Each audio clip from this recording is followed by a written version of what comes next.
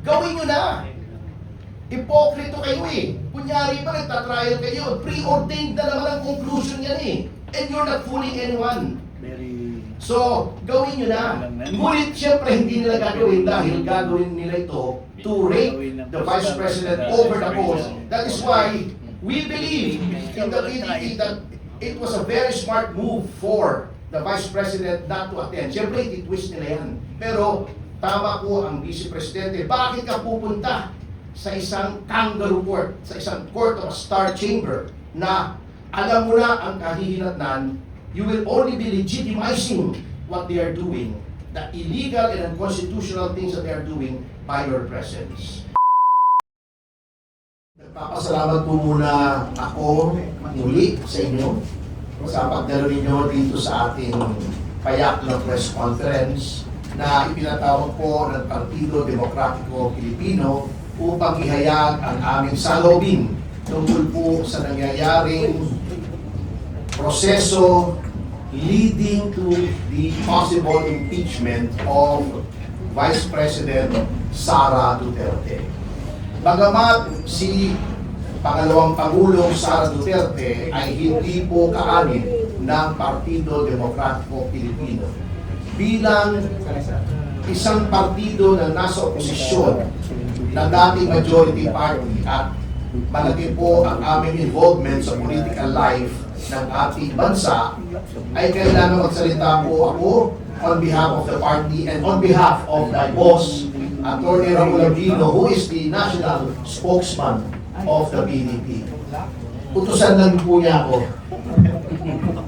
At ang amin pong nais ipahayag ngayon sa ating mga kababayan ay ang aming lubos na pagkabahala sa nangyayari po sa ating House of Representatives, particularly the Committee on Justice, kung saan nakikita po naman natin na wini-weaponize ang proceedings for the impeachment process with the chairman and the vast majority of the members of the House Committee na talagang ito po ay conspiracy na to convert the summary proceedings which are supposed to be summary or abbreviated or truncated, maiksi lamang po, into a trial para sirain si Pangalawang Pangulong Sara Duterte. Bakit po nasabi ito ng partido?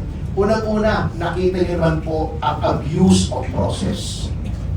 Ito pong abuse ay ang pag-convert ng proseso into a mini trial. Bakit namin nasabi ito? Ang proseso po ay streamlined. Sapagkat ang trial po dapat po sa Senado sitting as an impeachment court. So ito lamang po ang proseso.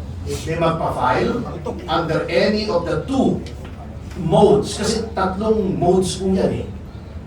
Yung isa po, pagka one-third, eh, iba po ang proseso. But this was not, the impeachment complaints were not initiated under the last mode. Isa lang po, verified complaint endorsed by a member at verified complaint by a member. So, nandiyan na po. Dapat dyan, the House Committee should find whether it is sufficient in form, after which they should find whether it is sufficient in substance. If the answer is in the affirmative, magkakaroon po ng sufficiency of ground, there will be a hearing, not a trial. And later on, papaliwanag po ng ating mga kasamahan anong pagkakaiba ng hearing at trial to determine sufficiency of grounds and the formulation of the articles of impeachment. Alam po namin ni Atty. Luna yan at ni Jane Paras, sapagkat baka hindi po alam ng iba, kami po tatlo ang nag-successfully impeach kay former Comelec Chairman Andres Bautista. He was successfully impeached dahil yung pong articles ay na-transmit sa Senado. However, the Senate ruled that the said impeachment has become moot and academic because of his intervening resignation. So, dumaan po kami sa proseso, alam po namin yan. hindi po nagkakaroon ng ganyang trial sa Committee on Justice. In fact, si Laila de Lima, nagagalit siya noong naging mini trial. Yung impeachment complaint laban kay hindi na pwedeng sabihin Chief Justice kasi dahil void nga against Maria Lourdes Sereno. Yung mga same people na galit noon na naging mini trial daw under then Committee Chairman Ray Umali, naka-18 trials, galit na galit sila. Sila ngayon ang gumagawa ng same. That is the hypocrisy of the present House Committee on Justice, except for Representative Rufus Rodriguez. Ganyan po ang ginagawa. Ina-abuse din yung subpoena powers sapagkat sabi nga po nila, okay, the House and the Senate, they have broad powers to formulate their own rules of procedure. Ngunit, always and in the final act, at ipapaliwanag po yan ng mga kasama ko, I'm just laying the broad outline. Hindi po maaring sumangat ang power ng either house, the House of the Senate and the House of Representatives, na formulate ng rules na labag sa saligang batas, particularly the due process clause, the right against self-incrimination, and the right to remain silent. So, yan po ang isa sa mga kinababahala namin, ina-abuse. Ewan ko, alam mo hindi. Kasi si Terry Didon, back in the days when Terry Didon was just growing his face, nandun na kami sa impeachment ni na Jing at saka ni Manny. Kaya sinasabi po nga namin, si Luistro, si De Lima ay napakapangit po nang sinasabi nila doon sa committee hearing. Sa mga labag po sa batas. At kita-kita naman natin, they're turning this into a demolition job. Can you imagine the pettiness of these people? Nagpapakuha ng Mary Grace, Piatos, si Sedanya, di ba?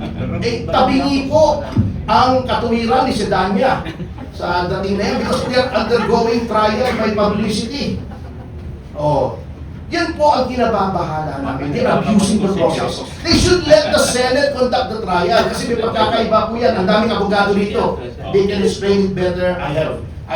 We have lawyers here who are much better than myself. Okay. So, with that, yun po ang pahayag ng PDP. We are alarmed, we are bothered, we are very deeply concerned with the weaponization nitong process sa House na dapat summary lang ginagawa nila. They're converting it into a kangaroo court. At ang panawagan po namin sa committee, alam naman po natin, huwag na natin lokohin ang taong bayan. Alam naman namin that you will find sufficient ground and they will transmit it to the Senate. Gawin nyo na. Hipokrito kayo Kunyari pa nagtatrial kayo. Preordained na naman ang conclusion yan And you're not fooling anyone. So, gawin nyo na. Ngunit siyempre hindi nila gagawin dahil gagawin nila ito to rake the Vice President over the post. That is why we believe in the PDP that it was a very smart move for the Vice President not to attend. Siyempre, ititwist nila yan. Pero, tama po ang Vice Presidente. Bakit ka pupunta sa isang kangaroo court, sa isang court of a star chamber na alam mo na ang kahihinatnan, you will only be legitimizing what they are doing, the illegal and unconstitutional things that they are doing by your presence. So ang klaro po dyan, nakita po natin yung stand ni VP sa kanyang answer. Wala pong waiver of rights at wala pong waiver ng any constitutional objections that there may be down the road. Maraming salamat po. And now I turn you over to my more capable brethren in the profession. The youngest. And the handsomest. Magandang umaga po. Gusto ko lang tulungan ang ating taong bayan na maunawaan yung nangyayari. And I ask the members of the media to help our cause. meron po akong dalawang konsepto na nais ilatag. Tulungan niyo po kaming ipaunawa sa taong bayan. Dalawa lamang po. Una, yung salitang akin. Ang daming nalilito sa salitang akin, katulad. Pangalawa, yung konsepto na in dubio pro reo. When in doubt, rule in favor of the accused. Ulitin ko po, dalawa lang. Salitang akin, katulad. Kawangis, pero hindi salamin, ha? Katulad lamang, akin. Pangalawa, in dubio pro reo. Gusto kong maunawaan ng taong bayan niya. Okay. Sa impeachment po, it is a sui generis proceeding. Wala siyang katulad. It is a class of its own. Kaya, tuwing meron pong sinasabi na ang impeachment proceeding sa House ay akin to preliminary investigation, mag-a-apply dyan medyo ang rules of court. Medyo lamang. Pero hindi eksakto. Tama po ba? Okay. Ang mga issue, maiintindihan nyo kaagad kapag inisip nyo yung salitang akin tsaka in dubio pro reo. Bakit? Ano yung mga issue? Kahapon, sinabi nila, gusto nila na mag-cross-examine tayo, no? On our side, gustong i-cross-examine yung mga witnesses.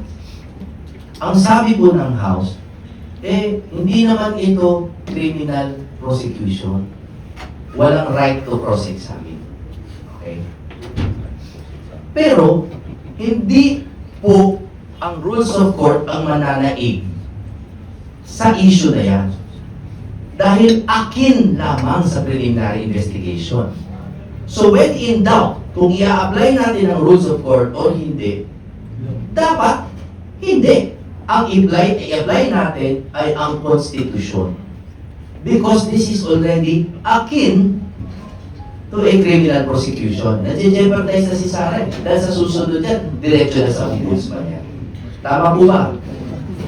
Ang masusunod lang po na rules strictly ay ang Constitution at suppletory lamang ang rules of court. Okay. Gusto naman nila na isabihan na yung bank records. Di ba? Kung Jing, gusto na raw nila mag-hold ng mini trial. Kanino po nanggaling ang salita niya? Sa kanila po sa House. Doon sa pangit na babae. That's what they call a Freudian slip. Gustong-gusto na nilang mag-mini trial. Okay. So sila naman ang gumagamit ng salitang akin.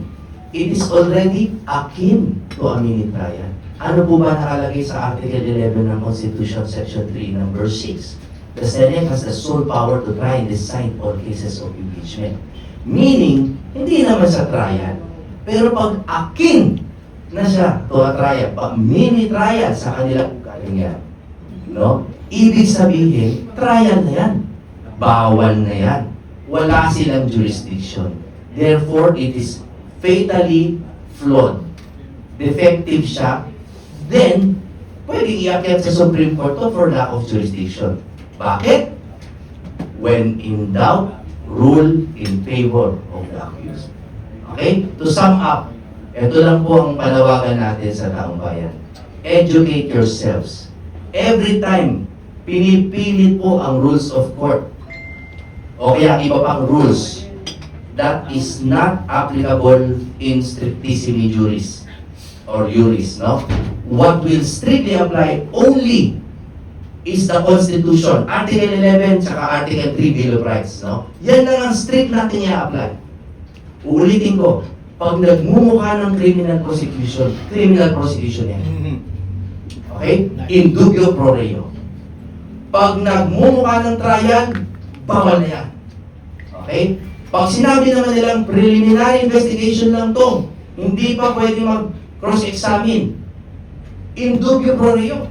Pwede na mag-cross-examine dapat. Bakit? Because it's in favor of the accused. Every time may duda, i-apply ang Constitution in strictissimi juris and ignore other rules always in favor of Sarah, who is now an accused, is in jeopardy, and alam naman natin kakasuhan nila. And the last message on accountability, no one is avoiding accountability. Kung gusto nyo, kasuhan nyo, hindi po immune ang Vice President. Kasuhan nyo sa Ombudsman na kayo naman ang nagtalaga. Kasuhan nyo doon. Pero itong impeachment, para sa akin na, i-dismiss nyo na o ituloy nyo na, sabi nga ni Atty. Ferdy. Kasi kung merong reasonable certainty of conviction sa Senate, iakyat nyo na. At kung wala naman, itigil nyo na para po sa taong bayan. Maraming salamat po.